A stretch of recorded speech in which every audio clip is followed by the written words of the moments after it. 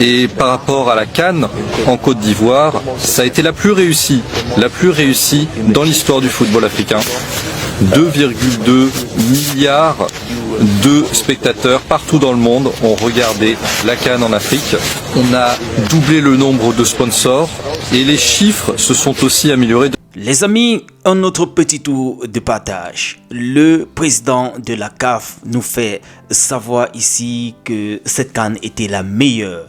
Quand c'était au Cameroun, c'était les mêmes dits. Quand c'était en Côte d'Ivoire, les mêmes choses. Donc chaque année là, chaque fois qu'on va organiser une CAN, ça va toujours avoir la note meilleure CAN jamais organisée.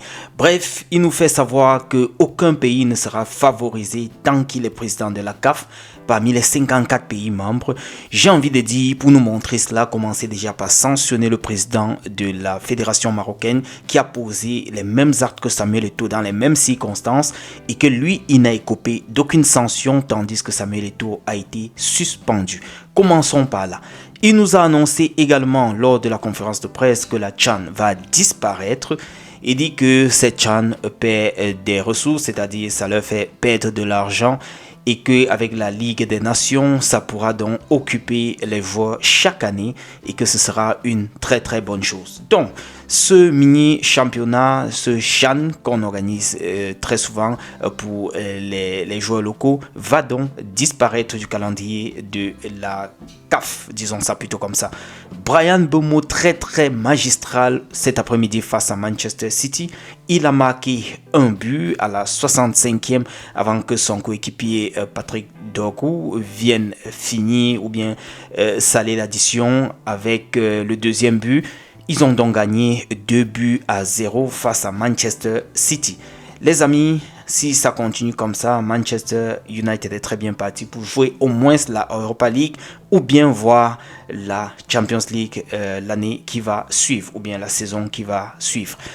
Ici, c'est le Real plutôt qui a bien fessé les ventes avec bel et bien Karl Eta Eyo sur le terrain. Ils ont perdu 2-0. Kylian Mbappé a marqué également sur penalty avant de voir donc le second but arriver plus tard. Alors les amis, c'est ce que je voulais rapidement partager avec vous. On termine avec la réaction du coach, n'est-ce pas, du sélectionneur marocain. Il tense les Lions indomptables dans ses propos lors de la conférence de presse avant de mentionner que l'équipe du Sénégal aura donc du mal à les gagner demain, que ce serait difficile de gagner le Maroc chez eux. Il a également tensé un tout petit peu Kofan lorsqu'il avait eu à déclarer que voilà, il y a plus de supporters à Dortmund que pour l'équipe marocaine. Comme pour dire que demain, comptant sur leurs supporters, ils vont tout faire pour gagner le match. J'ai envie de dire plutôt que faites tout pour gérer d'abord l'arbitrage et que ce soit équitable.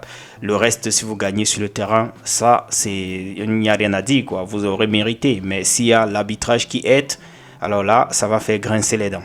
Les amis, c'est tout ce que je voulais partager avec vous. Je vous laisse suivre cet extrait de la conférence de presse du président de la CAF. On est ensemble. Ciao.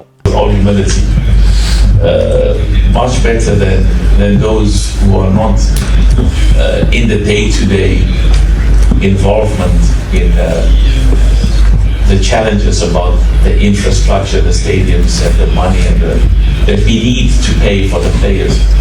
So we are absolutely satisfied. Where you are wrong, absolutely wrong, and your facts are incorrect. No, just be quiet now. Be quiet. Be quiet. I asked you a question and I kept quiet, so don't interrupt me. So what I'm saying to you is where you are absolutely wrong is the revenue of the AFCON is significantly less than the revenue that we have implemented